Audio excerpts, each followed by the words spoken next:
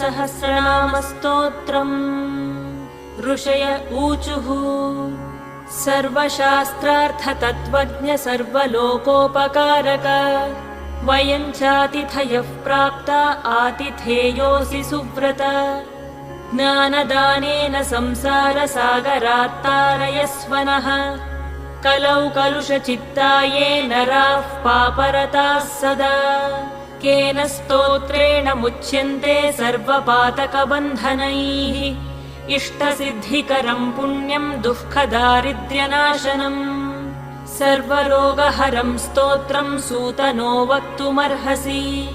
श्रीसूत उवाच शृणुध्वं ऋषयः सर्वे नैमिषारण्यवासिनः तत्त्वज्ञानतपोनिष्ठाः सर्वशास्त्रविशारदाः स्वयंभुवा पुरा प्रोक्तं नारदाय